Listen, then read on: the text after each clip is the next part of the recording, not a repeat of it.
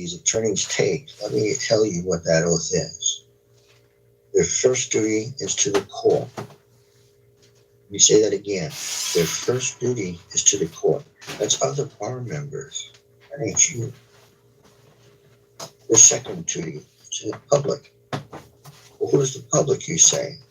That would be the corporations masquerading as government. That would be the corporations masquerading as government again, not you. But if that's not enough to irritate you just a little bit, guess what the third one is? They have no obligation to their client. Let me say that again. They have no obligation to their client. They will throw you under the bus if instructed to do so. You ever hired an attorney and told them to do something and they didn't do it? Then wondered, wait a minute, I had a good case. What happened? Guess what? If you're expecting justice in their fraudulent maritime admiralty, constructor, contract, and racketeering, I don't have an obligation to be online streaming. But I give you my oath. You're only going to find health here. It's good for you. fraud, kangaroo courts, you're sadly mistaken. All right, ladies and gentlemen, that about covers it. Like I said, I'm going to put a link below. It looks like I had a question from Jay Red. How do we know that you are not an agent? No offense. Legitimate question. Very legitimate question. I'll answer your question. You don't. Why do you think I put the facts of what I'm pointing out? Now, what you need to know about me, if you haven't been around for a while, this is my dinner, apples and cheese. You can find I'll explain it in a minute. I just gotta go to the bathroom real quick. Facebook page. That stuff I took yesterday is kicking in right now. Years and years of my research. You do not have to be my Facebook friend in order to see what all I've done over the years, what I have proven, what I've shown. And to answer your specific question in J. Red, look up my magnum opus. It's a series of 6 different issues. There's other court cases too, but magnum opus is the biggest of the 6. I got to this level because I had to. People, you will not be able to get an attorney to do what I do. It has to be you that does it. It has to be you. You have to be able to handle your own affairs. You have to know what specifically is going on. You have to. And again, I teach that. That's one of the reasons that I'm here on YouTube. Okay? You have my name. If you're my Facebook friend, you have my address. You have my telephone number. In the end, what we're dealing with is corruption of the highest order. In government, corruption in the judiciary, corruption in business and in banking. It's all fraud. All of it. And I cannot convince people without you being willing to look at actual facts and other evidence. Because in the end, that's the only thing that's going to change this dystopian hell that we're living in right now. Back to some semblance of sanity. I grew tired of this, and I said a lot of years ago I was going to go down a certain road, which I've gone down. Okay. You don't have to sit there and wonder.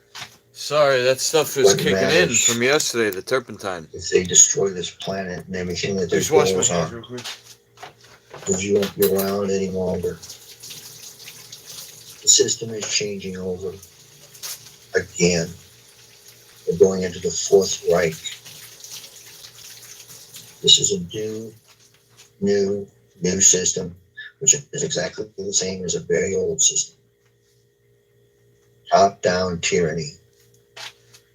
Majority of people being serfs, and a few super rich controlling the rest. Law is simple, my friends. Do no harm. Do no harm. Do not lie, do not cheat, do not steal, do not commit crimes, do no harm. And when you're harmed by other men and women, do not follow those principles. You have the right to file claims. You have the right to challenge their jurisdiction. You have the right to subrogation, another key word, look it up, subrogation. Make somebody else liable because you are the man or the woman with unalienable rights, which they violate with impunity on an hourly, practically minute-by-minute basis. If you have specific questions about issues, put them below in the comment section. Again, you don't have to be my Facebook friend to find, see what I write, see what I share, see what I talk about. You don't have to do it. I've been well vetted by some of the very best out there. Second, you can find me on blogtalkradio.com. I do shows with Marty Oakley. And I do shows with Kyla Devin. You can find my personal website, IlluminatiTrainingAcademy.com. You can also find me on a couple other YouTube channels. I've had links also that are below. Again, my name is John Leckrone. I'm not hiding behind some fake persona. I appreciate your time, and I hope I've been able to answer a few of your questions. What's in the name, though? Thank you so much. You could give us the same information It's the same. with another name. Doesn't matter which name you choose. Interesting, though. About how to file a claim. That's something my teacher, David Jupp, talks about. So, something I'm interested in. My claim, I guess, is that the most important thing to do is to be healthy. That all of society's problems would be fixed on one menu for the whole world. It would solve the environmental destruction.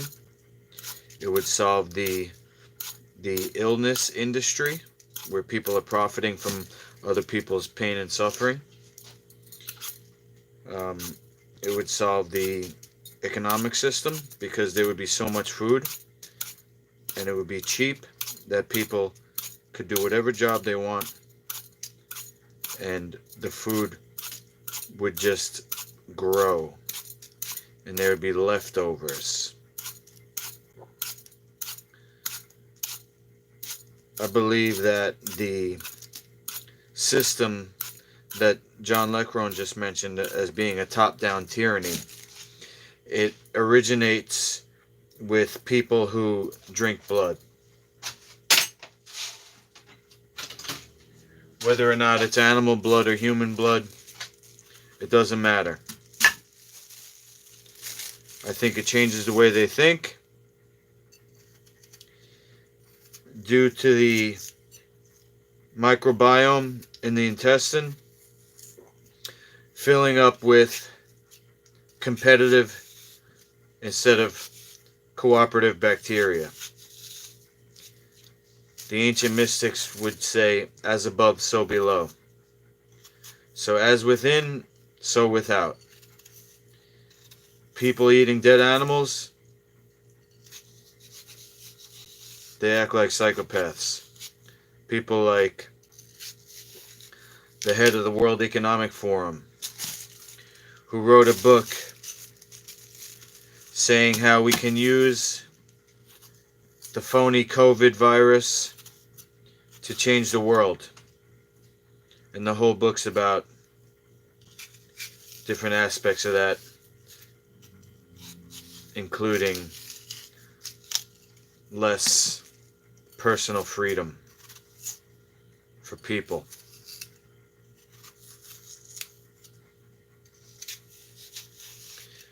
By looking at the man, I can tell he's a sausage eater. And that's not a knock on his sexuality. It's just how you can look at somebody's face. And the way that his face and skin has formed over the years, It can only happen by eating sausage. And he's from Germany or Austria or something, and that's a major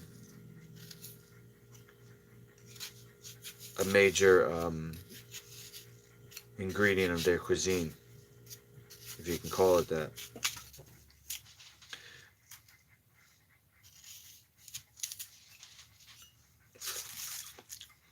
So my mission for Master Luki brand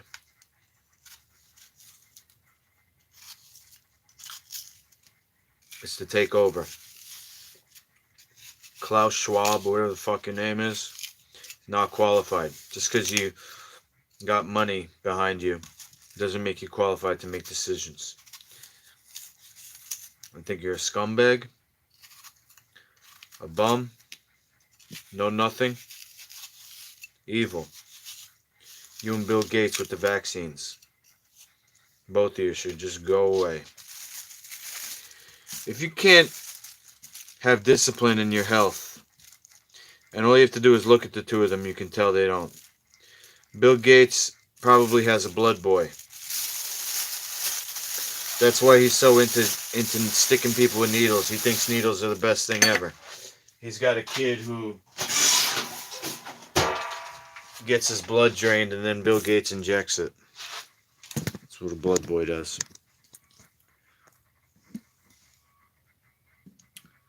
So I ain't letting them two think that they can be in charge of anything.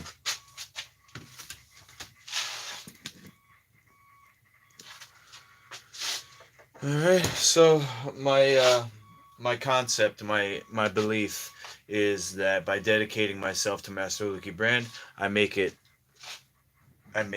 more real. I want Master Luki to take over. I made it take over my life. I haven't eaten junk food or any type of non-life food certified in about over 5 years, and I switched over to Master Luki recipes only, and then more recently I started only eating this one recipe, which is called Dino Cheese.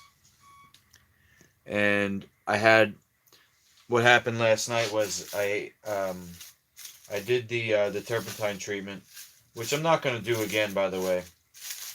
I think it was good to do the one time I did it, but I didn't need to do it again, and it doesn't feel great.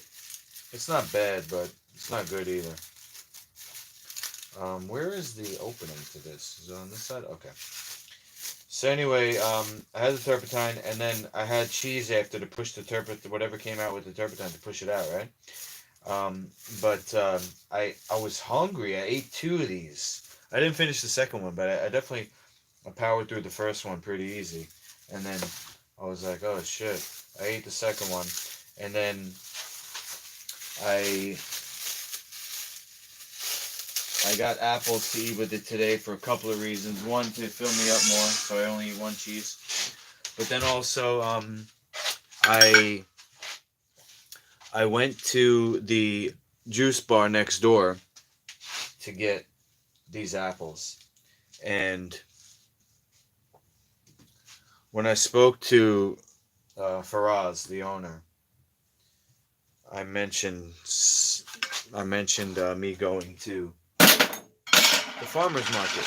Now, I had a few ideas to do it at Robin Raj. I've been there on a Sunday making sushi fresh. You know, my sushi. And I've sold my dino scales there. So I have a decent relationship with him. And I wanted to sell some things there, but then I thought about, what if, because going to the Union Square Farmers Market this year, they might require a certificate to show that the food wasn't made in my basement. So when you're making commercial food, you have to have a special certificate that the food is made in a, a qualified, a certified kitchen, which this is not. But they are next door, the health food store, because they have a juice bar. So their kitchen is certified up to a certain level. They can't cook anything. So if I wanted to make my sushi recipe, I couldn't make it out of there and sell it. But I asked them today, I said, well, what if we blended raw pumpkin seeds with a little bit of apple cider vinegar, water, and salt, and then package that up? He said, yes, we can sell that. So now I got a commercial kitchen. How's that? So I guess I'm celebrating a little, and then that's the two reasons why I'm eating apples with my pumpkin seed cheese today. Tomorrow I'm just gonna have the cheese, and then I'm gonna be starting my fast again, like I've been saying, a straight fast. Um, I'm definitely gonna do it this time because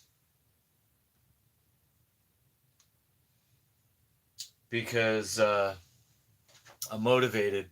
I have Master Chim. I think he messaged me back. The last thing that happened, which you didn't see on stream, was him saying, "You're more than welcome to come to my gym." And I said, "Well, that's great. Thank you so much. What about Friday?" Here we go. I'll take you back to the beginning. I said, "Master Chim, good morning to you, sir. What's up, brother? I want to come to your gym, but Chris said you're not taking new students." He said, "You're more than welcome to come." I said, "Thank you so much. How's Friday?" "We have class at 7 p.m. No gi." So Friday, I wouldn't say that's part of my tour. It's probably the precursor to a tour. I'm going to go there. I'm going to introduce what I want to do at his gym, which is basically start a fight club. So maybe I'll bring all my gear, and then after the class, it's a no gi grappling class. Uh, I'll ask if anybody wants to fight me or spar with me. You understand?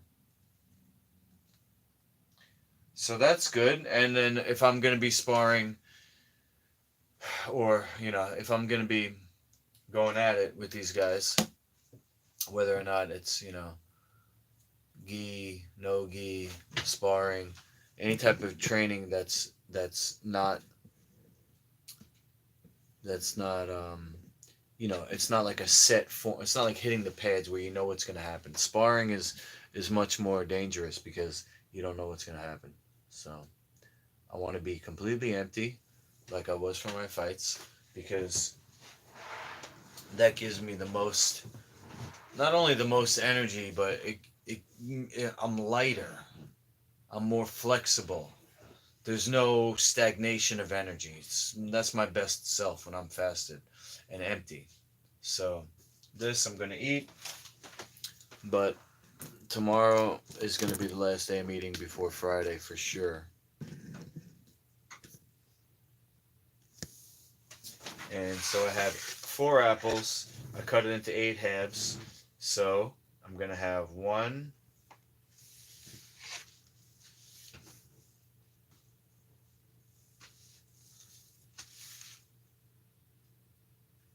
two, and then that's 4. So I can do this and here like that.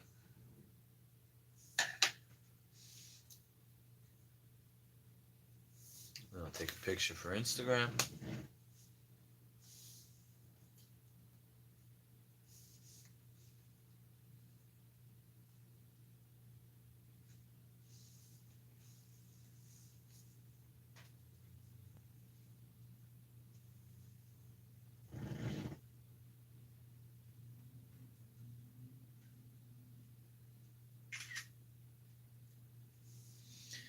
I'll call this pumpkin seed cheese on an apple half.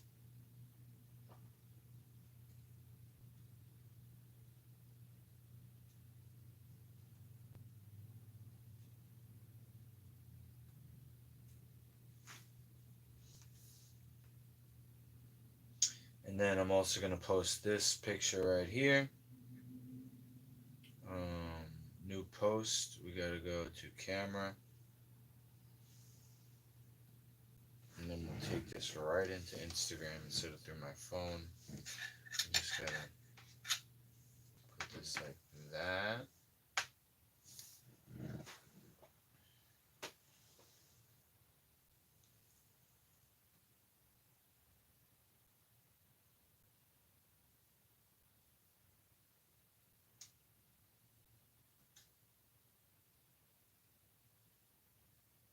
Wait a second, do I have boomerang? No, I don't see boomerang. Alright, let's just do a regular post here. This actually doesn't look good in there.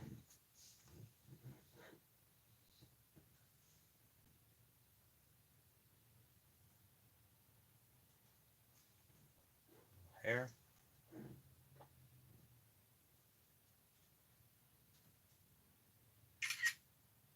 Boom.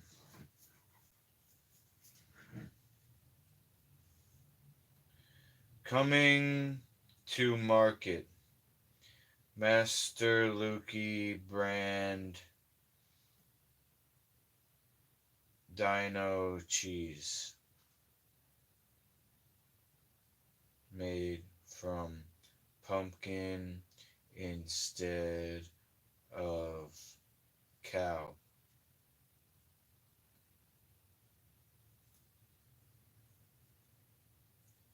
Alright, coming to market. Master Lukey brand Dino cheese, made from pumpkin instead of cow. And then I'll put my Life Food Certified location. And then share. There you go. Now, I have a friend on Facebook who's bugging me to watch his podcast about coronavirus, so I'm going to listen to it. Hopefully it's not stuff that I know already.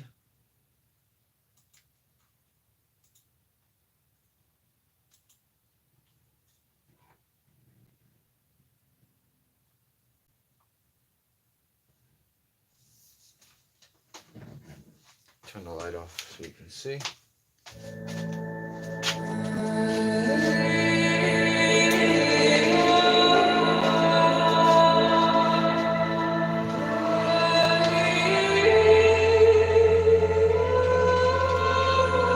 Damn, bro, 2 hours? I'm not gonna watch this whole thing. Are you serious?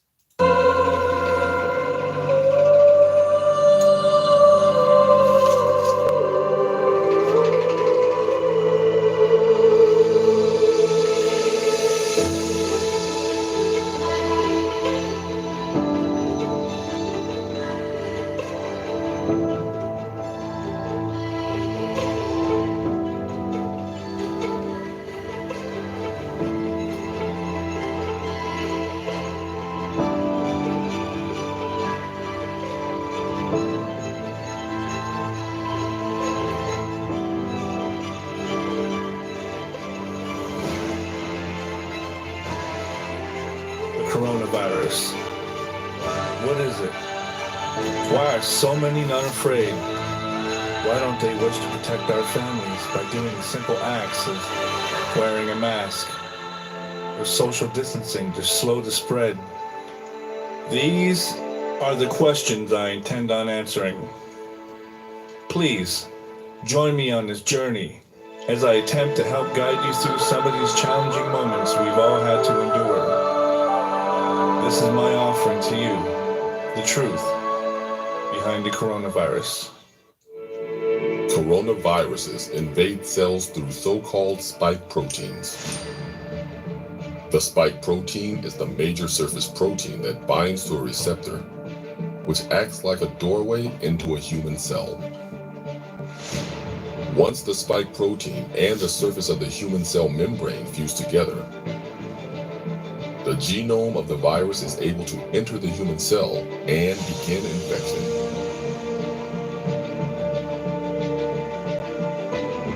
Understanding the shape of the spike protein in COVID-19 is the key to figuring out how to target the virus and accelerate potential vaccines.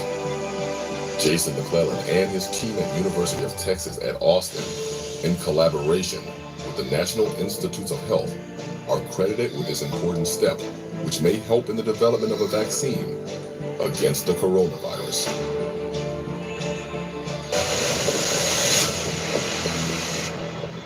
Just very briefly, they are fleeing Paris because of a lockdown.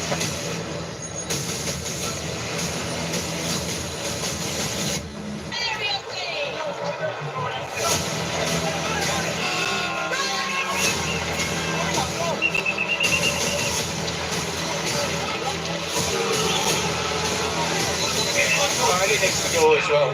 She needs to go. You do. How dare you talk to me like that? Police everywhere on the streets. And in fact, just while we're doing this, let me show you then what the media.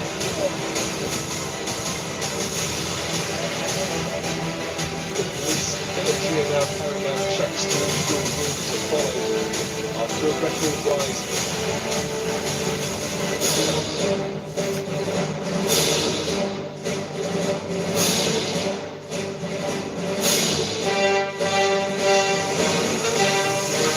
The community-based efforts are part of the police.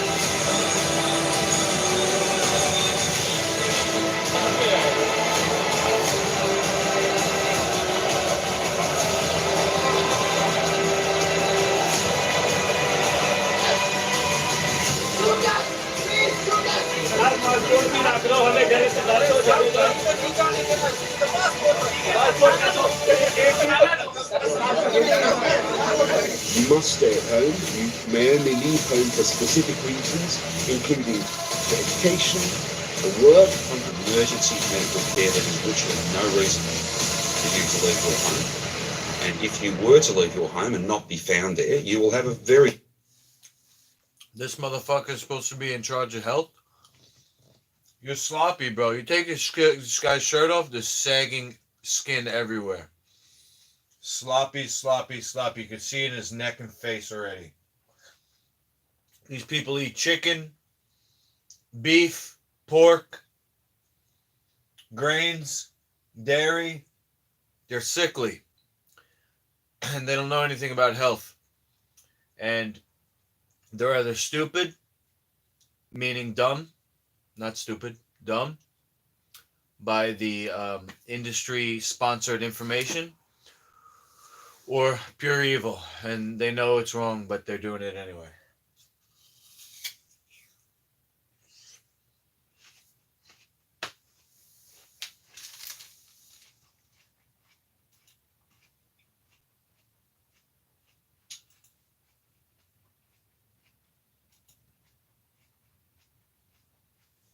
I can't watch anymore.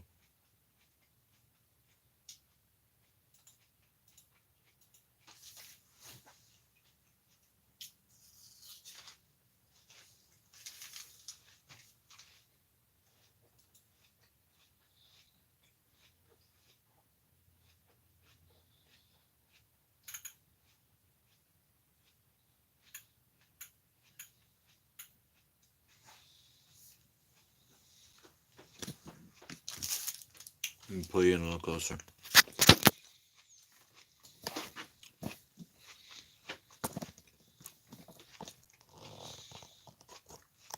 Now, I understand the hypocrisy of me criticizing people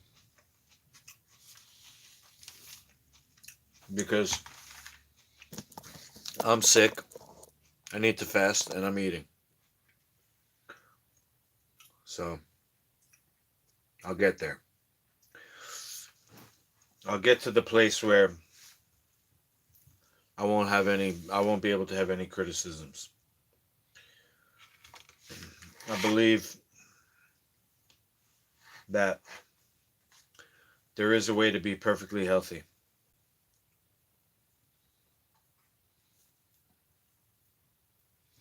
And many people, well, I wouldn't say many, but there's been people throughout history who have left the world differently People like Gandhi.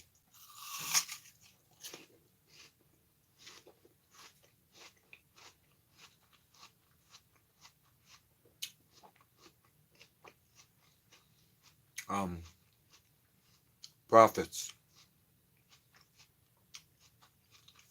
They're able to tap into an energy that can come through us as a receptor, as a receiver. The energy comes through us.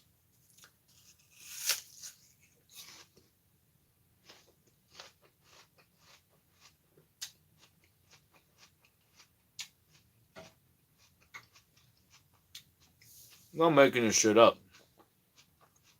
It's coming through me. McConnell avoids answering why have you hasn't refuted Trump's election fraud claims. not spoken out, and why have you been quiet amid the president's claims that the election has been rigged and it's been stolen from him? As I've said repeatedly, we have this government for the next 3 weeks for sure. And what I'm focusing on is trying to accomplish as much as we can during this 3-week period, which requires dealing with the government that we have right now. The future will take care of itself. As I've said repeatedly, we're going to go through these processes. The Electoral College is going to meet December the 14th. There'll be an inauguration January 20th. Okay. So December 14th.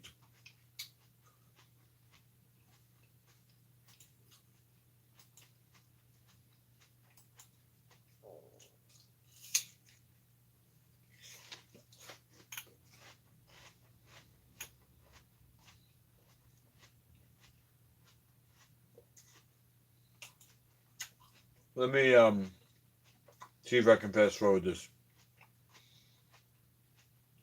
We're 10 minutes in. Known as Crimson Contagion and simulated an outbreak of a respiratory virus originating from China.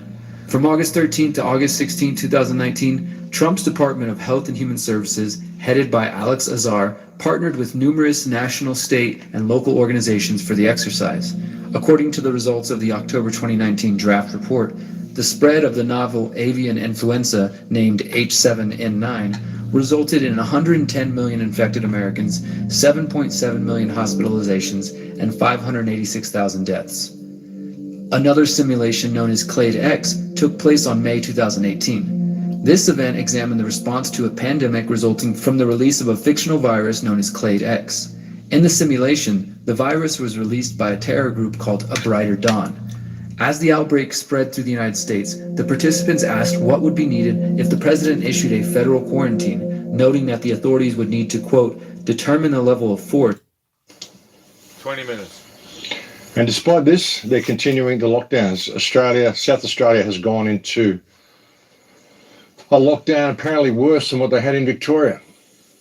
Day one of lockdown, no time for a picnic. Officers sending this pair packing at Glenelg, while at Henley Beach, a spotter in the police helicopter alerted patrols to a couple apparently taking a stroll along the sand. Guys, the police caught them. Authorities keeping watch across Adelaide, ensuring those who were out had a reason to be, and if they were wearing a mask, something only a few weren't so keen to do. Right now, only one person per household per day is allowed to leave for essential shopping, medical needs, or to be a carer. We don't want to see people manipulating the rules to suit themselves.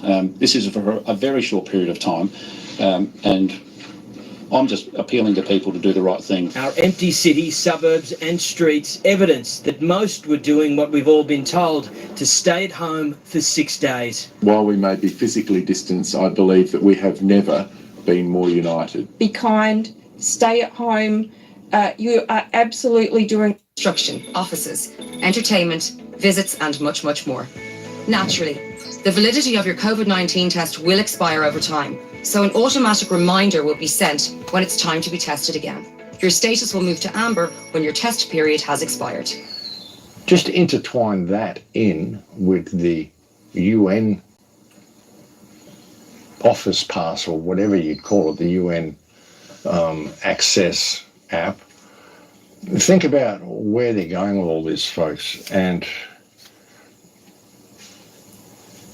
where they can take it. I mean, it's next level. It's next. I mean, a lot of people aren't going to make it through because a lot of people will take the vaccines, which is a whole other story. But for the people that make it through what's coming, this is what they have planned for them.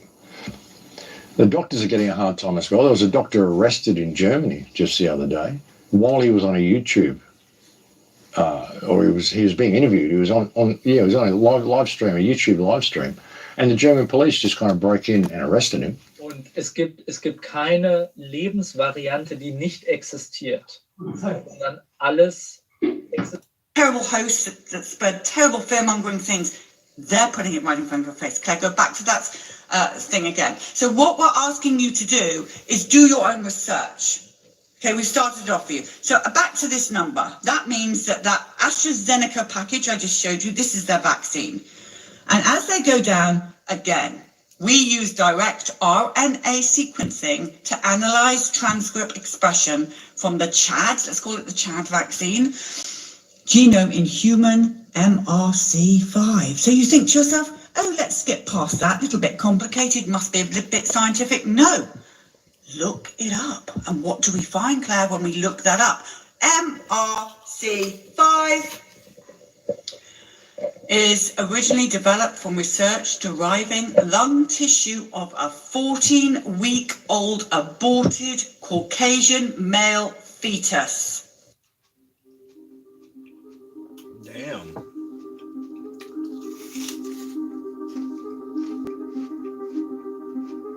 So you make the documentary. The position's been given. The data shows us in 1975, 1 in every 5,000 kids has autism. 1982, 1 in 2,500. 1994, 1 in 500. 2000, 1 in 166. 2004, 1 in 150. 2009, 1 in 110. 2011, 1 in 68. 2013, 1 in 45. Projected 2032, 1 out of every 2 kids is going to have autism. Right. That's catastrophic, right? You put the documentary out there. Tribeca turns it down. Robert De Niro, who is somebody politically would have typically disagreed with someone like you, but because at the time his 16-year-old son has autism, he's around 21, 22 today, he's emotionally connected to it, and he's trying to hold himself back. He says, I believe everybody should watch this, right? Okay. Yeah. Everybody starts looking at this. Emails you've gotten from both sides, people that have connected with you from both sides. What's been the best argument you've gotten from those who say, Del, you're a fool, you're absolutely wrong, you're not even looking at it from this standpoint, why are you still doing this arguing about vaccine? This is a hoax, this is a propaganda, you're hurting so many kids' lives, you're doing this. I work on the doctor's television show, so I started asking every doctor I knew, including hosts on the doctors, and I said, if I'm wrong, show me where I'm wrong. I want off this road. I mean, I'm all about the truth. Please show me, explain to me what I'm missing here. How is this data wrong? How is it? Show me a study that can disprove what we're seeing here. And I'll be honest, no one has ever actually done that. They cannot say that they're safe, period. Full stop, end of story. I'm not anti-vaccine. I'm anti-injecting, number one, products that don't do the safety studies, and number two, products that have liability protection, meaning I cannot sue the manufacturer if it does injure me or does injure my children. And the reason that's problematic is I know since they've never been able to be sued since the 1986 Act that took all liability away, there's been no market incentive to evolve the science of vaccines. They have absolutely zero risk. So you know, money people, why would anybody spend money for no reason to evolve a product and make it safer than it already is if you can't sue them anyway? Vaccine, COVID-19, with them telling us the fact that, you know, it's the most important vaccine we got to take if it comes out. Now, obviously, at this point of the game, you don't seem very confident about any of the vaccines yourself. Gavin Jones. But if they come out with this vaccine and they're presenting it to us that we ought to take it, whether it's Fauci or Gates, how confident are you in us needing to take this COVID-19 vaccine? Well, not at all. In fact, I know you don't. For the most part, 99% of this country and the world do not need to take it. I mean, every scientific report has shown us that over 99% of us, this is a common cold. That's just the fact. It's a common cold. It is only deadly for 0.26% now of Americans, and we're seeing even. All right, two things.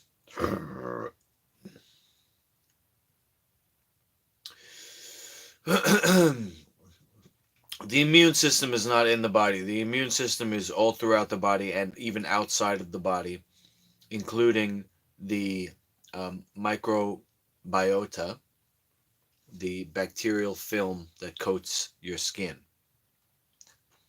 Injecting anything to think that you're going to strengthen the immune system is idiotic. Now, as far as the flu and the common cold goes, those are conditions that arise out of a person who's not living properly. Whether it's the food that they eat or not resting enough, like I've felt under the weather on days when maybe I didn't sleep right for a few days in a row. I'll start to get aches, sniffles. People get sick a lot from eating chicken and all types of garbage that people eat. And that causes them to get sick. And what they've classified as a virus is not a contagion. A virus is actually a particle that comes out of a sick person.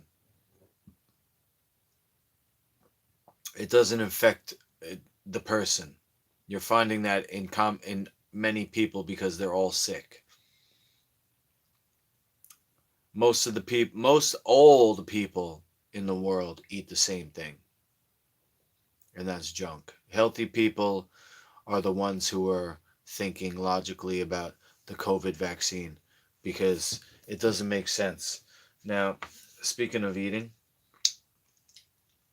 I actually got to go to the bathroom now. This turpentine is Even a decline in is death getting rates me. because I think we're actually Be right learning back. that we're treating it incorrectly. So what we're talking about is a vaccine that 99.74% of us don't even need. That's the 100% case. don't need. Just like a cold. Good to fast forward. If it means winning the race. And I call this the amazing race. Bill Gates and most of the people in the world are saying this vaccine will be given to all 7.5 billion people. If this vaccine is a cheap vaccine at $100, that means this product will make $750 billion to the winner of this vaccine race right now. There are 100 companies in this race. I assure you, if they have a couple of missteps or a few problems, and they think, well, we can try and overcome them once the product is out, no one wants to give up that cash prize.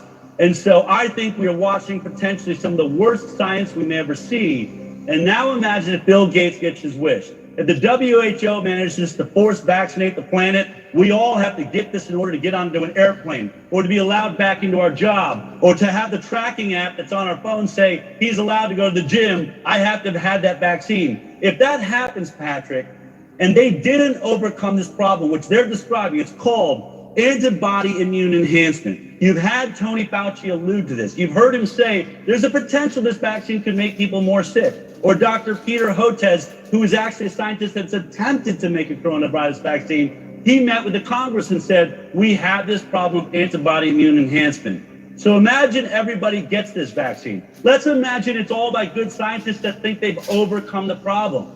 But they don't know why it happens. They'll admit that to you. We don't know why this is happening. And they're looking at one strain of the virus. There's already 30 mutations, Patrick. What happens if we all get this vaccine? And maybe if that was fine with the virus that we came in contact with, but 2 years down the road, there's a mutation to the coronavirus. Just like there's been 30, maybe there's 70. Maybe the 71st mutation triggers. All right. Well, the reason why there's 30 mutations, or they think it, because people are different. People eat the same thing mostly, but there's little variations in there. There's variations in what the body's made out of, different races, different people from different countries. It's not mutating.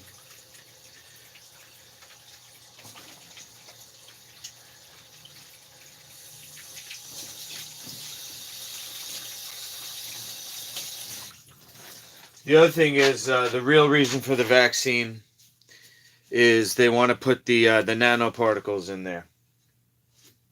I wonder if this movie's going to talk about that. The nanoparticles is having to do with tiny crystals that act as receivers, and so they can, whoever has the technology can monitor our biometrics and other stuff connected to cryptocurrency.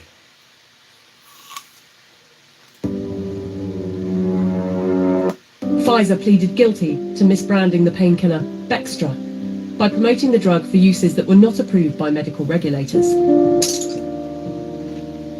In the 90s, they were involved in defective heart valves that led to the deaths of more than 100 people. The company had deliberately misled regulators about the hazards. The company agreed to pay $10.75 million to settle Justice Department charges. 12 criminal charges that it paid physicians only bring to the world a vaccine that has been proven safe and efficacious. Vaccine, right? You'll find on there encephalitis, okay, which is basically as a possible side effect. Brain inflammation, yes, as a possible side effect. And Polio. so you can then look up encephalitis associated Another with that word for vaccine polio. in the database, and you'll see some cases. But this Harvard study, what it said was, what they did is in the Harvard Pilgrim Health System, which is a big healthcare system in Massachusetts, they took all the data and related to vaccines and saw how many adverse events. And they said, compared to the VAERS database only represents less than 1% of all the bad reactions they found. Oh, here we go. What if I told you that all illnesses, things like the cold, the flu, strep throat, came from wandering clouds of poisonous vapor? You'd probably think that absurd, and don't worry, it's completely wrong. Yet that's actually what people thought caused diseases for several centuries. They called it miasma theory, and everyone from the public to the medical establishment accepted it. But by the 1840s, in the midst of devastating cholera outbreaks in London, a small group of scientists had grown skeptical. Early microscopes had revealed the existence of tiny microorganisms, and they proposed that it was actually these germs that caused diseases, hence the name germ theory. Though most people held on to their assumptions and strongly resisted this theory, its supporters were determined to prove them wrong by collecting compelling data. Leading the charge was a physician named Dr. John Snow. Dr. Snow observed that cholera-infected patients experienced severe vomiting and diarrhea, symptoms of the gut as opposed to the lungs. Wow. It can't be what they're eating, though. They're puking and shitting themselves. It can't be what they're eating. No, it's a fucking germ, right? And thought that perhaps the disease was transmitted through food or drink, not the air. After investigating previous outbreaks, he became convinced that cholera was spread through contaminated water sources. Then, late in the summer of 1854, when cholera suddenly struck the Soho district, a neighborhood in London very close to his own, Dr. Snow was hot on its trail. He requested the records for the deceased, and within the first week, there had already been 83 deaths. He mapped out where each of the deceased had lived and found that 73 of them resided close to the water pump on Broad Street. Dr. Snow strongly recommended shutting down the pump, and because he knew how unpopular germ theory was, he suggested that cholera was spread through a poison in the water instead of microorganisms when presenting his case to governmental officials. They were unconvinced, but agreed to shut down the pump as an extra precaution. Almost immediately, new cases of infection subsided. Bolstered by his success, Dr. Snow was determined to connect the contaminated pump water to the disease. He found the story of a widow who had died of cholera and lived far away from Soho, but had a servant bring her water from the Broad Street pump daily because she liked the taste. He also discovered a workhouse located around the corner from the Broad Street pump that housed hundreds of people, but only a handful had become infected, which Dr. Snow attributed to the fact that the workhouse had its own private well. Finally, Dr. Snow heard of an infant who may have been one of the earliest victims of the outbreak. He learned that the child's dirty diapers had been thrown into a cesspool right next to the public water pump on Broad Street. Again, Dr. Snow presented his case, but even then, city officials spurned his theory, not wanting to admit that there was human waste in London's water supply, or that they were wrong about miasma theory, which was, after all, hundreds of years old. It wasn't until 1884 that Dr. Snow's efforts were vindicated by Dr. Robert Koch, who isolated the cholera-causing bacterium. Koch developed a technique to grow pure cultures, and through a series of experiments definitively proved that a specific bacterium directly caused disease. Major contributions to germ theory also came from prolific scientist Louis Pasteur, whose study of microorganisms led to the development of the first vaccines. By challenging assumptions with data-driven research, these scientists discredited an age-old theory and sparked a revolution that was incredibly beneficial to public health. But all of this raises the question, what are the widely held scientific beliefs of today that our descendants will find ridiculous? And as any scientist would tell you, a question is an excellent place to start. Okay, now that we have gotten a little bit into Louis Pasteur, let's move into the real history of biology. Please, follow along with me a little bit longer. This is going to be really good. The idea that viruses are invading agents that cause disease was created by Louis Pasteur in the 1800s. His theory, known as the germ theory of disease, is the catalyst for all theories existing in the medical profession. Germ theory is responsible for the use of pasteurization, vaccines, and medical treatments. At the same time that Louis Pasteur was developing his germ theory, there was another French scientist by the name of Antoine Béchamp. There he is. Béchamp came up with his own theory of disease and documented and proved it in his book, The Third Element of Blood. His theory was radically different. It was called the terrain theory. The terrain theory proposes that all living microorganisms and viruses originate within the body, not from without. He discovered the processes of fermentation, and he observed that bacteria and viruses are pleomorphic, mutating based upon the terrain which they reside. Let's keep in mind, pleomorphism, there's another word for it. It's called shapeshifting. Amongst the indigenous community, this is a well-known thing. We have stories, hell, there's even a show now called Trickster that showcases shapeshifting. Pleomorphism is the ability of some microorganisms to alter their shape or size in response to environmental conditions. This is a recording of Kim's blood. When the blood was extracted, it was in perfect balance and health. Many hours after extraction, the balance of the blood started to shift. No new oxygen was added, and the environment became acidic. All that you see in the video has been born out of the body's own healthy cells. The cells and microorganisms will change and sometimes adapt to their new environment. Antoine Béchamp's theory about pleomorphism talks about microzymas, which are microscopic living elements that are in all living things. They are both the builders and recyclers of all organisms. They are necessary for life to occur, and in a healthy environment, they have great benefits. However, if the environment changes, they can adapt and become the destroyers of life. Disease is born from our own cells. When we live acidic lifestyles, we give our microorganisms an environment that changes their life cycles. It changes their purpose and destroys our health. Pleomorphism is the mutation of microbes, germs, from one form to another when a different food becomes available. This terrain is the food environment present for the microbe, bacteria, fungi, or germ to eat. The environment or terrain throughout our body can be in a normal physiological or imbalanced pathological state. One of the first writers on the subject of pleomorphism was a French scientist, Antoine Beauchamp. An adversary of Pasteur, he argued that germs were the result of disease and not the cause, due to his observations of tiny pleomorphic organisms he called microsomas, or microbes.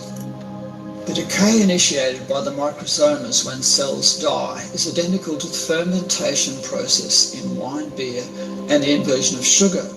The microsoma can survive in the limestone for millions of years. Microsoma, not the cell, appear to be the smallest units of life and its building blocks. The microbe is nothing. The terrain is everything.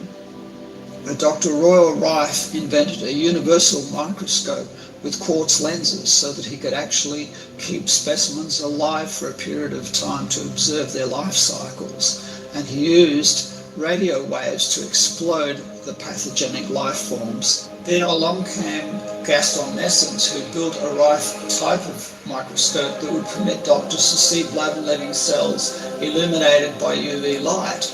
The tiny dot-like particles in the blood he called somatids. These somatids had 4 stages that had healthy forms, and then as the food or nutrient base degraded, the following 16 stages of somatid evolved into bacteria and unhealthy life forms such as yeasts and fungi. It is what happens, not what it is, but what happens to this rod bacteria that is significant, because it's going into what I then videotaped and captured for the first time that I know of, and I've showed this at Vienna University, I've shown this at Tsinghua University, I've shown this at Oxford University, and now we're showing this at Harvard University, which has never been seen before, the biological transformation of bacteria into a red blood cell, and then bacteria out of the red blood cell. Wow. It's reversible. With the term environment, Amazing. we are relating to the internal balance, the metabolism, the pH value, hormones, fats, glucose, proteins, the state of the immune system, degree of waste products in the metabolism, minerals, vitamins, and trace elements. The constellation of all these elements is vital for our health or illness. The endobiont adapts itself to the changing environment, which can be seen through the microscope as a change in its shape and form. Wow. Another doctor, Dr. von Bremer, called the somatids Sissiphonospora polymorpha, showing in this diagram how they change with the pH. Here we can see in Enderlein's wheel about 42 different stages of the evolution of these forms. And I think here also that only the first 4 stages are actually healthy or safe. The rest are starting to show stages of alarm or an incredible debris of toxic waste.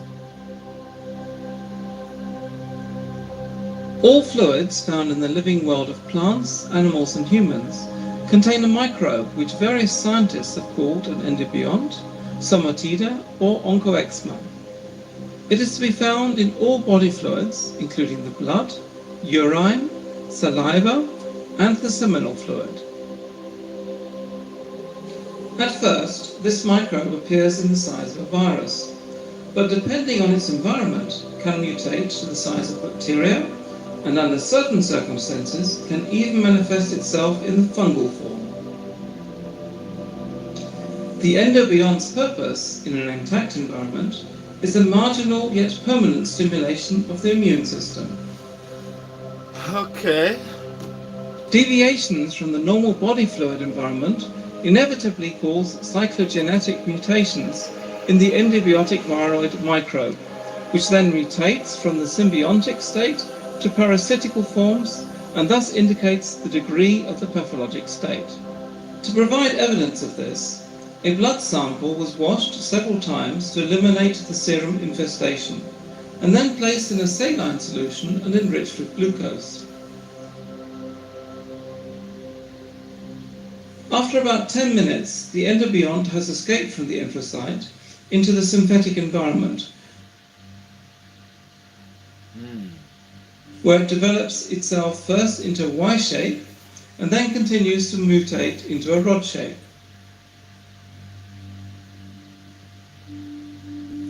Then it divides itself into tiny cocci, which finally emit ball-shaped elements into the surroundings. When subjected to an even more extreme change to its environment, the endobiont will even develop into a fungal state, as the following pictures show. Strong mycelia in serum, flexible mycelial threads with spores coming from a red blood cell, conidiospores, yeast forms budding. The conclusions that can be drawn from these observations are that the stage of the endobiont development provides information on the state of the environment in the patient, which can be used for diagnostic analysis.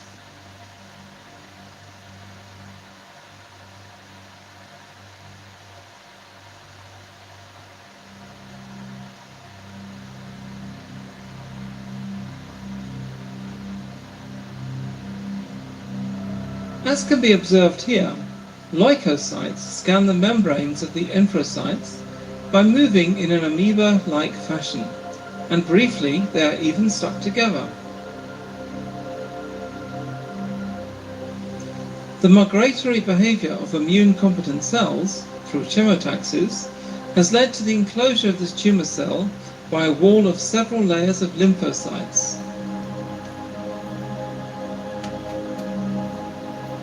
It is this multi-layered wall structure that proves that the defense cells can communicate to each other on a chemical level.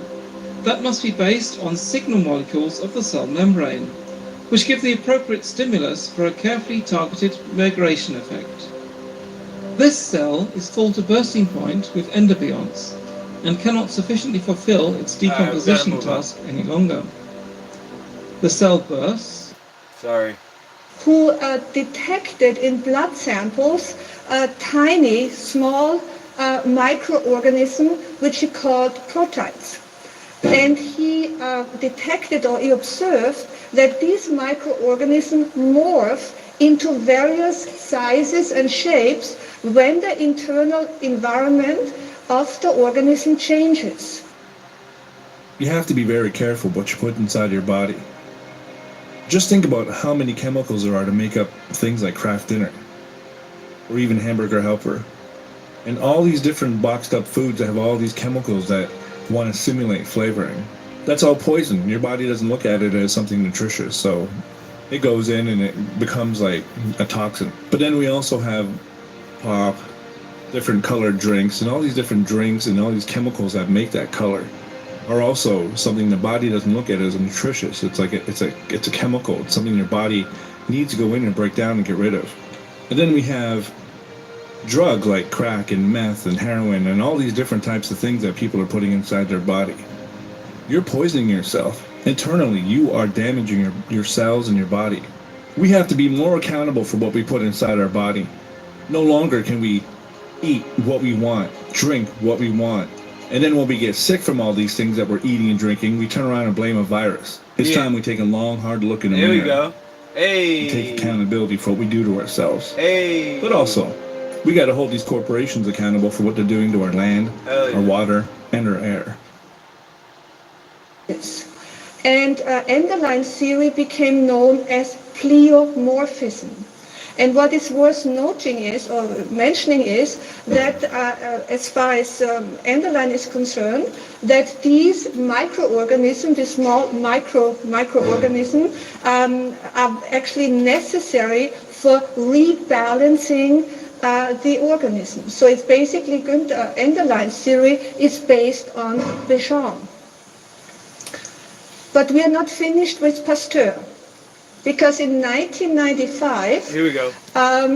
There was this interesting professor, Gerald Geeson. He was professor at the time at Princeton University, and Professor Geeson, he published the book, The Private Science of Louis Pasteur.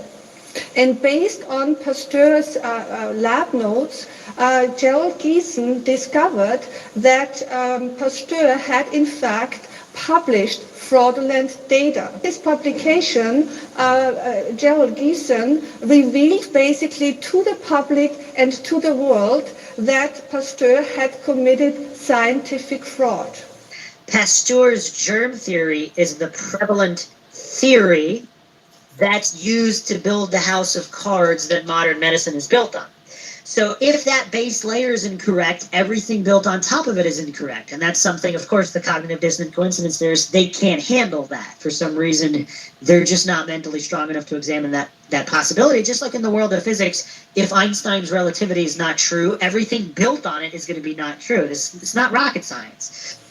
And Professor Geeson, in fact, was not the first who had exposed or did expose Pasteur as a liar. There was also the publication already back in 1923 by S.L. Hume entitled Pasteur Exposed. Wow. In 1940, there was R.B. Pearson, and he published the book Pasteur, Plagiarist and Imposter. So in spite of the fact that it is clearly established that Pasteur's theory is wrong, conventional medicine and medical science still propagates the false theory. And with the mass production of antimicrobial drugs and of vaccines, the pharmaceutical company is making billions of dollars per year based on a scientific hoax. Not the virus that makes you sick. It's the activity of the cell-mediated reaction, clearing the infected by the thousands or millions of cells out of the body. How do I know that? Because you can infect somebody with a virus that causes illness, like chickenpox or measles or anything, and you can give a medicine to suppress the activity of the cell-mediated immune system so it doesn't function, and the person will never show signs of being sick. Being sick, if there's anything you remember from this talk, being sick is a reflection of your own activity to clear out cells that are become dysfunctional out of your body. And I would say not only is it the way that that happens, it's actually the only way that that happens. Now, if you take somebody and infect them with a virus or chickenpox or something and totally suppress their cell-mediated immune system, you can actually kill them with the virus, for instance. Really a virus, but they call it a virus that is allegedly behind this pandemic. And then we're going to go backwards in time from there. So what did they actually do to prove that this virus exists? Because that's the main proposition that leads to all of the downstream effects, including all the policies we've been subjected to. And what they did is basically they took some lung fluid, right, pus from the lungs of sick people, by putting a tube down in there and swishing around some salt water. And from that messy sample, which contains all kinds of junk, right, it's basically rotting flesh from a sick individual, they took out some small fragments of genetic material. And from that, and it seemed like this was their main priority, is to develop a PCR test. So just so you know that they found these small little fragments of genetic material, not just by looking at everything that's there, but they had to look for something specific in order to use this PCR technique to find a needle in a haystack. And what they did was they just took sequences from another virus, SARS-CoV-1, which they also used the same exact techniques to discover. And they said, oh, look, we found similar sequences of short genetic strands, not an entire gene, not an entire genome of an organ. I think, oh, there we go. Right. But little tiny fragments of just 200 to 300 bases long. Wow, that was not interesting enough to do about anything. And Pasteur it's and unknown what the Bachan. significance of those are.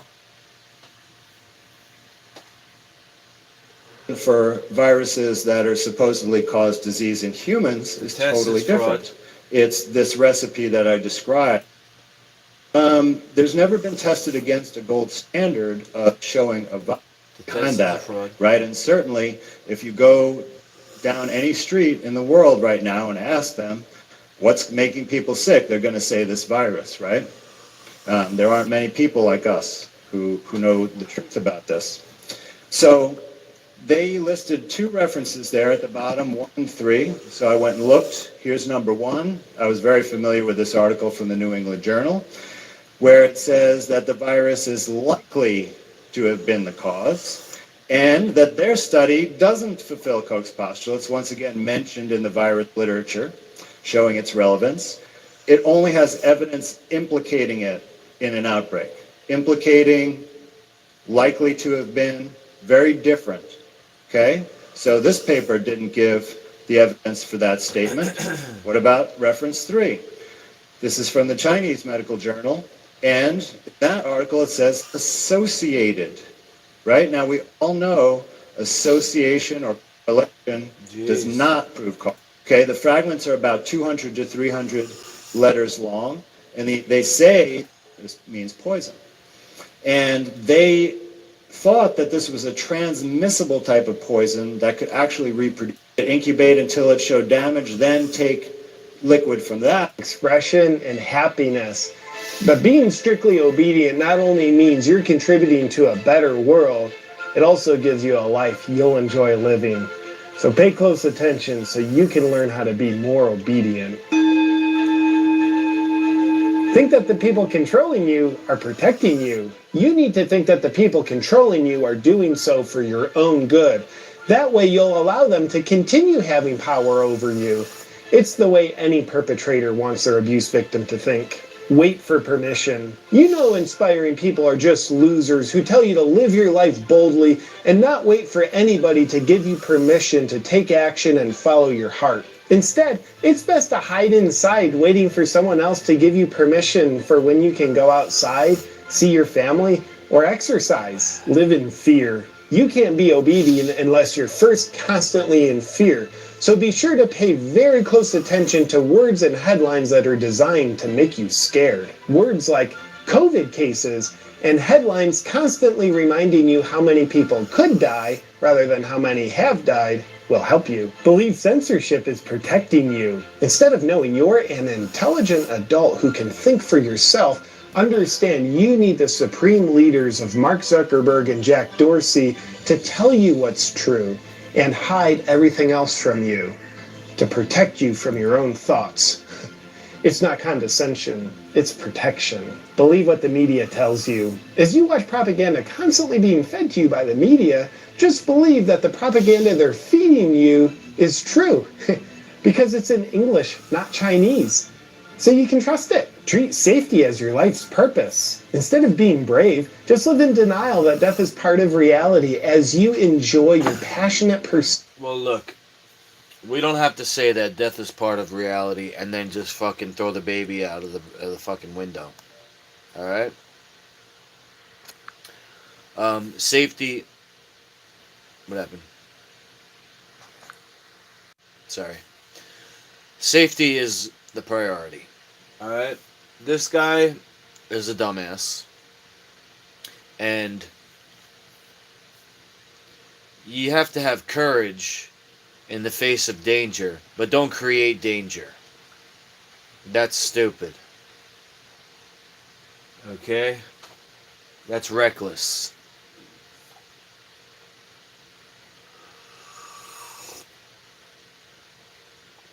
Safety is not silly. But, as it relates to this video, the safest way is the healthy way. Not the vaccine way. The GMOs and vaccines. That's Bill Gates' way. No thanks.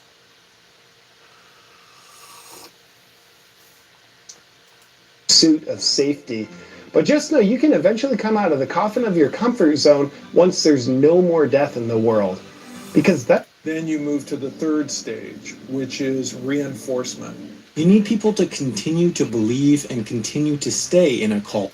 Leads to very particular and relatively predictable responses.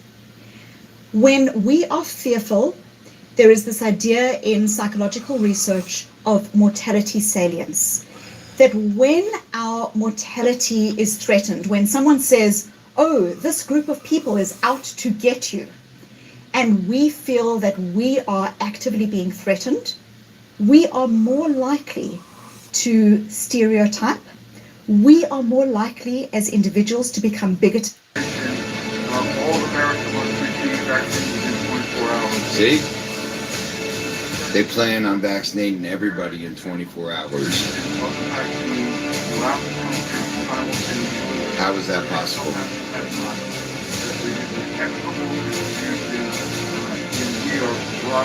This is very concerning. Stick your poison vaccines up your ass. Stick your poison vaccines up your ass.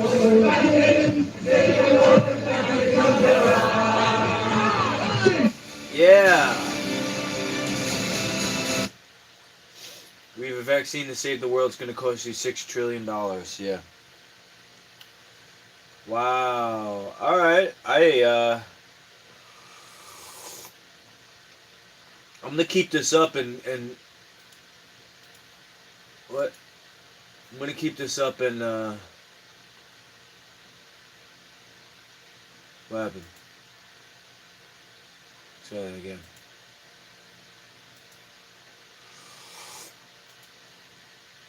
You can stick the poison vaccine up your ass.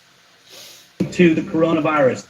Testify that there's no conclusive evidence that Recombinant, it's DNA, R. Robert De Niro common co-sentence challenge study where they actually give up this is happening. Everybody. And 1.3. I want to find the part about Pasteur again. Federal Justice Department charges of criminal charge. Only bring to the. I mean, serious things like that, not just a fever and rash. And these are. Here we go. 101.5. That's it. Alright, so I'm not going to make you watch it again, but I'm going to watch it for some. Darnice Bell must have amazing new unique taste. Looks good.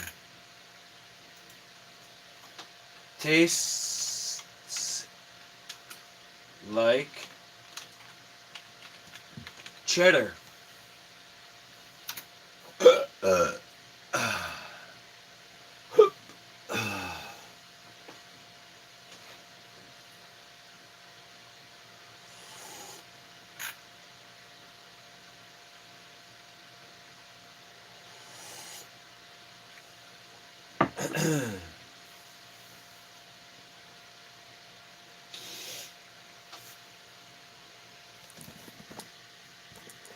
So I guess it's a short stream tonight. I didn't have much to do except eat.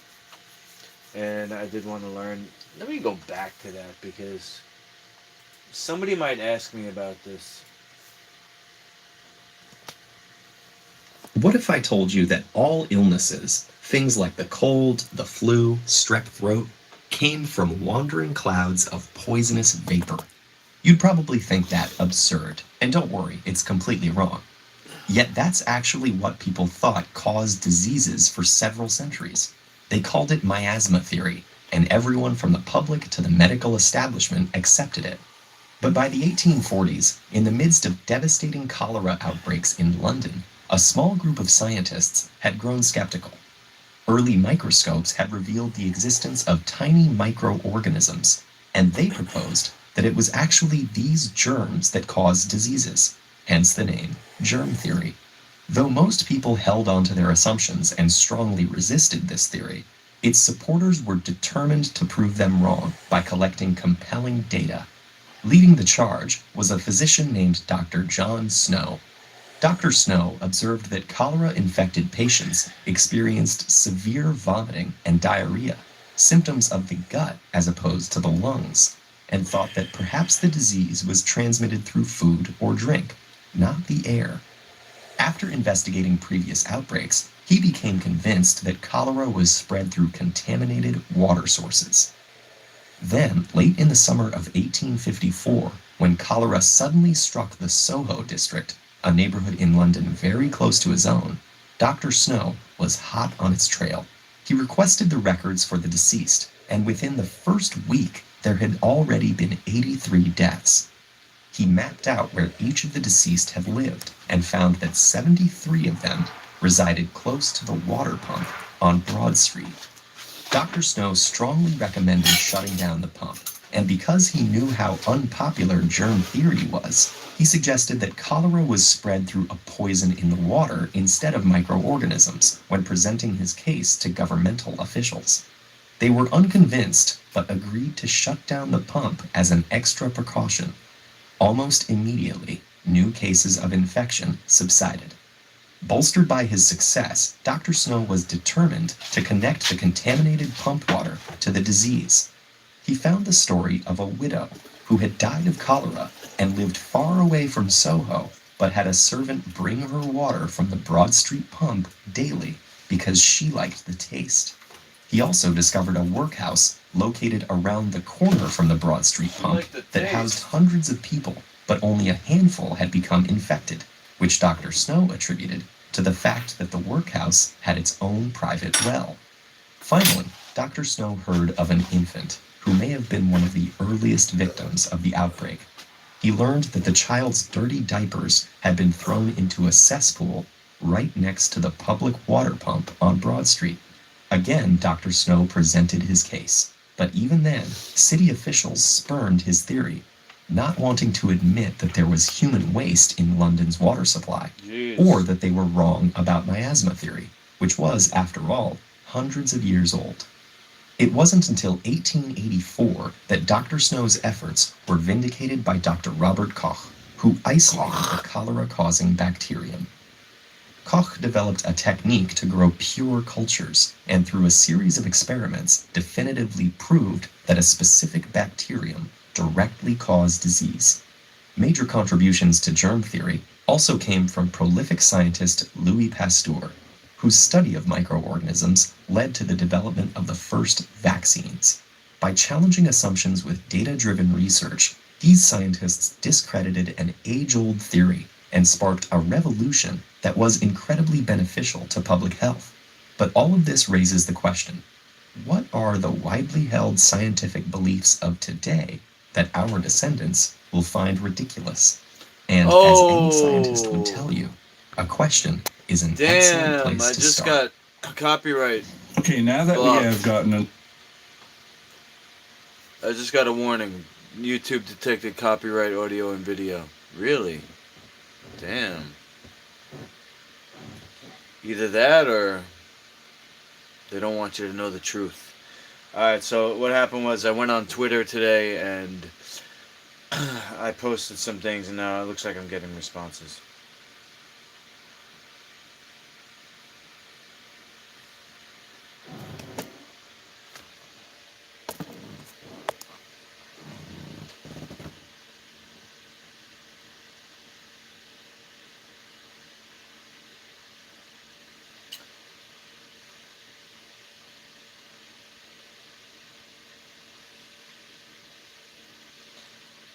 Alright, well,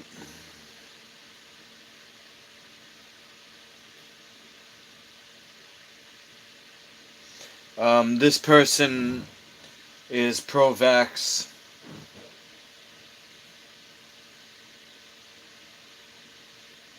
And let's see.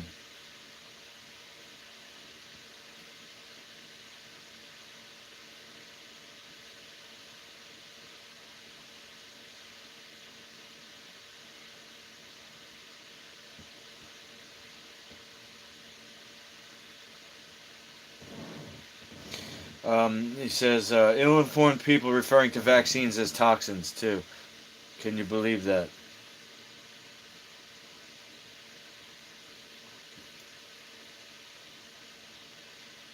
Your science is based on fraud. It's a house of cards about to crumble.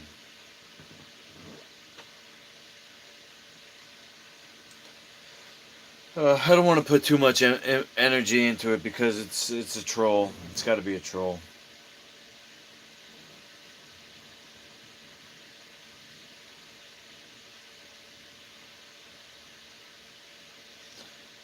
Alright.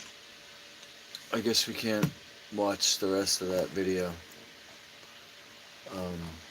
Let me see if I can try it one more time. I don't want to get blocked, but this part's important, I think. A little bit into Louis Pasteur. Let's move into the real history of biology. Please, follow along with me a little bit longer. This is going to be really good. The idea that viruses are invading agents that cause disease was created by Louis Pasteur in the 1800s. His theory, known as the germ theory of disease, is the catalyst for all theories existing in the medical profession. Germ theory is responsible for the use of pasteurization, vaccines, and medical treatments. At the same time that Louis Pasteur was developing his germ theory, there was another French scientist by the name of Antoine Béchamp. Béchamp came up with his own theory of disease and documented and proved it in his book, The Third Element of Blood. His theory was radically different. It was called the terrain theory. The terrain theory proposes that all living microorganisms and viruses originate within the body. Alright. I'm going to end it on that. Guys, go to bed. Well, let's just go over this real quick. Germ theory versus terrain theory. Diseases arise from microorganisms outside the body. That's false. Diseases arise from microorganisms within the cells of the body. No, I disagree with that also. Think of it as the body losing energy and starting to decay, rather than some kind of boogeyman killing you. There is no boogeyman, guys. The only time something can make you sick is if it's a poison. And most of the time, that's what people are eating. So the poison takes down your energy, and you start to break down. That's where the virus comes from. It's the breakdown product. I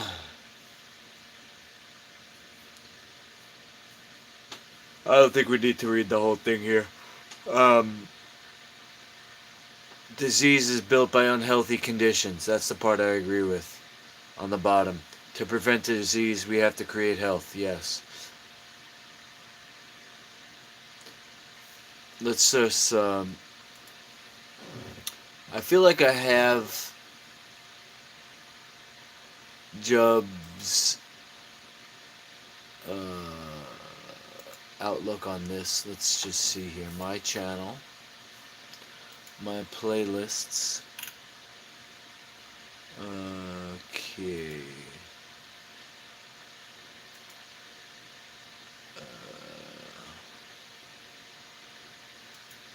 Created playlist. What? Don't I have a...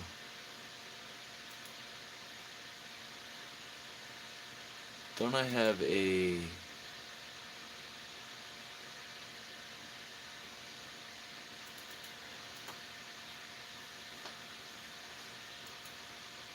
Your channel, okay. Now... Oh, here it is. Universal Satellite. Okay. Let's see here. Where is the one? Living in the moment, whole brain functioning, physiology of excellence. I guess I don't have it here. Today. The major thing that I'll say that I could show you is one of the first two videos that I made. Sort by date added oldest. So the video that we just watched, they call it different names. Let's just fast forward a little bit. Microzymes, somatids. All that you see in the video has been born out of the body's own healthy cells, the environment that changes their life cycles. It changes their purpose and destroys our health. Pleomorphism is the mutation of microbes, germs, from one form to another when a different food becomes available. This terrain is the food environment present for the microbe, bacteria, fungi, or germ to eat. The environment or terrain throughout our body can be in a normal physiological or imbalanced pathological state. One of the first writers on the subject of pleomorphism was a French scientist, Antoine Bourchon. An adversary of Pasteur, he argued that germs were the result of disease and not the cause, due to his observations of tiny pleomorphic organisms he called microsomas, or microbes. The decay initiated by the microsomas when cells die is identical to the fermentation process in wine, beer, and the inversion of sugar. The microsoma can survive in the limestone for millions of years. Microsoma, not the cell. This is important. It's identical to fermentation.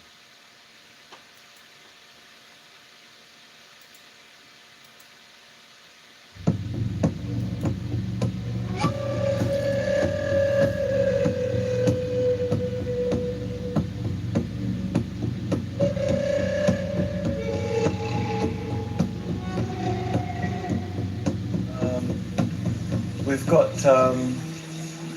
colloids of life that form into spores, and that's called a virus, by modern medicine. And these little things, they form into double spores, and they're still called viruses. And then these double spores fuse with other double spores and become a bacteria. So you have a colloid, and this is an exploded version of this one. It's like a donut shape, but it's really, really small. There's tiny little arcs, electric arcs, that are coalesced together and are giving off light, and they're smaller than 600,000th of an inch small, and they go towards making up these spores. And these spores fuse with other spores to become a double spore. These are all called viruses. And then these viruses, these double spores, fuse to become a blood cell. And that blood cell becomes a cell of a body. And then it can culminate back again into a colloid of life. And then that colloid of life can again go like this. So this is sort of like a healthy life cycle here. And we have blood-borne inhibitors that block the expression of...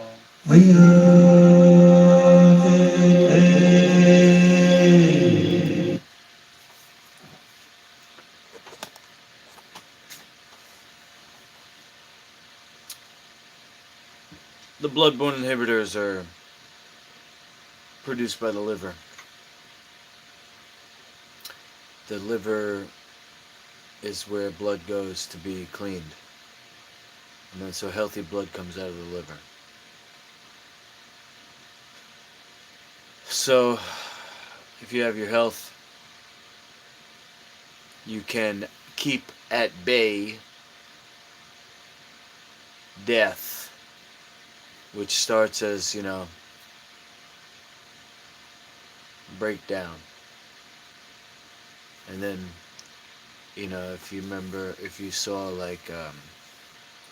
the video we just watched, how the fungal spores, the fungal hyphae were coming off of the blood after it sat for a while, or if you saw Avengers Infinity War, when Thanos snaps his fingers and people start to turn to dust. Okay, these things that are coming off of the dead cells and the parts of the body that are decaying. This is what modern theory so-called modern theory is incorrectly thinking that is the cause of the disease. And there's only really one disease, which is enervation, that's the lack of energy, and toxicity, which would be the buildup from the junk food, or people could get sick from coming into contact with industrial solvents or whatever type of chemical garbage that's being put everywhere in the sky and everywhere. Wow, what a day, what a world. Even if there's the devil coming to vaccinate everybody, I'm still gonna fight. I'm still gonna do what I'm here to do in this life, which is take over, or at least do my best to make a difference. Master Lukey brand. You saw my pumpkin seed cheese tonight. I got the invite to go to Master Chim's on Friday, so the gears are turning. And let's just see how far we can go. I'll ride it till the wheels fall off. That's my oath. One nation, one family, one menu. Master Lukey. Over and out.